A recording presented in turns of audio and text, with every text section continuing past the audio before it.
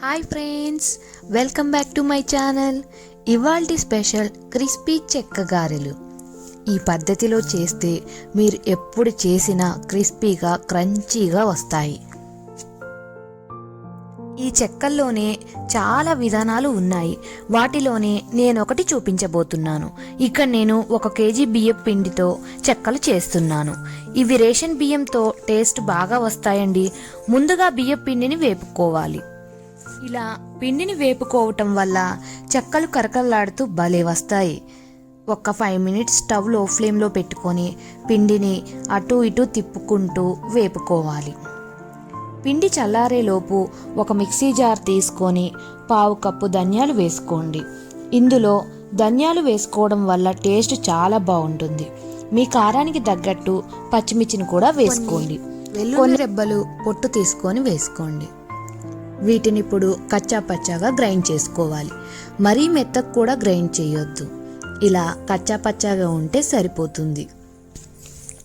ముందుగా బియ్యం పిండిలో 50 గ్రాములు వెన్న, 1 పిరికెడు కరివేపాకు రెబ్బలు, వీటిని చిన్న ముక్కలుగా కట్ చేసి వేసుకోండి. ఇక్కడ నేను 1/2 కప్ నువ్వులు వాడుతున్నాను.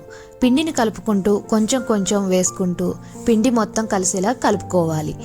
అసలు టేస్ట్ అంతా ఈ నువ్వుల్లోనే ఉంటుందండి. అలాగే 1 గంట నానబెట్టి తీసుకున్న పెసరపప్పు 1 కప్పు యాడ్ చేసుకోండి. ఇందాక మనం గ్రైండ్ చేసి పెట్టుకున్న పేస్ట్ని కూడా వేసుకోండి. ఇప్పుడు మీ రుచికి సరిపడా ఉప్పు వేసుకోండి. ఇక్కడ నేను కారం వేయట్లేదు. నాకు పచ్చిమిర్చి కారం సరిపోతుంది. ఒకవేళ మీకు కావాలంటే కారం 1 స్పూన్ వేసుకోండి. ఒకవేళ మీ దగ్గర వెన్న లేకపోతే కొంచెం 2 స్పూన్లు నెయ్యి వాడండి. ఇలా కలుపుకుంటూ పిండిని మొత్తం కలపండి.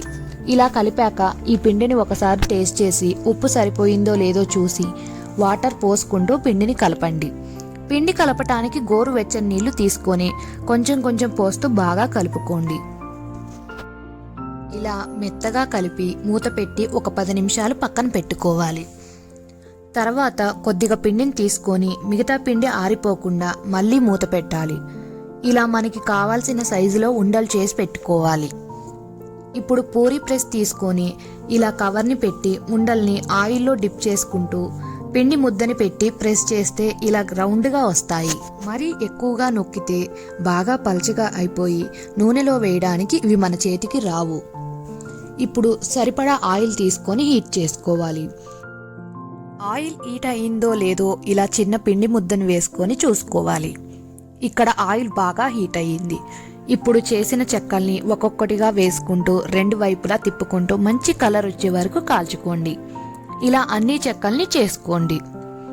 ఎప్పుడైనా పిండి వంటలు చేసేటప్పుడు 2 ఉంటే వంట చకచకా అయిపోతుంది. అంతే అండి, నోరూరించే చెక్కలు కరకరలాడుతూ రెడీ అయ్యాయి. చాలా ఈజీగా ఇలా చెక్కల రెసిపీని ట్రై చేయండి. ఎలా వచ్చాయో నాకు కామెంట్ చేయండి. అలాగే మన ఛానల్ని షేర్ చేయండి, లైక్ చేయండి, సబ్స్క్రైబ్ చేసుకోవడం మర్చిపోకండి. Thank you.